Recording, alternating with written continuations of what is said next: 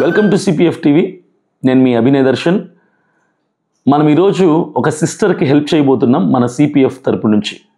భద్రాచలంలో గవర్నమెంట్ హాస్పిటల్లో ఒక చెల్లి చాలా అనారోగ్యమైన పరిస్థితుల్లో కుటుంబ సభ్యులు ఎవరు కూడా సహాయం చేయనటువంటి స్థితిలో ఆర్థిక సహకారం ఏది కూడా లేకుండా గవర్నమెంట్ హాస్పిటల్లో చాలా క్రిటికల్ కండిషన్లో అడ్మిట్ అయి ఉన్నారని ఒక ఇన్ఫర్మేషన్ మనకు వేరే వాళ్ళ ద్వారా తెలిసింది. నేను వెంటనే ఆ సిస్టర్ యొక్క వీడియో మాటలు విన్న తర్వాత నాకు ప్రేరేపణ కలిగింది. మనం వెళ్ళి కాస్తంత మనకు తోచిన చిన్న సహాయాన్ని మనం అందిద్దామని.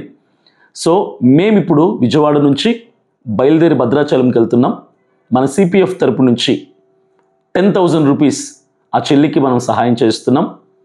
ఇలాంటి వాళ్ళు ఇంకా నిరుపేదరికంలో పింఛన్ రానటువంటి వృద్ధులు కానీ, బాగా పూట గడవనటువంటి స్థితిలో ఉన్నటువంటి వికలాంగులు కానీ, చదువుకి బాగా నీడ్లో ఉన్నటువంటి వాళ్ళు ఎవరైనా సరే అవసరతల్లో ఉంటే వారిని మాకు తెలియపరచండి.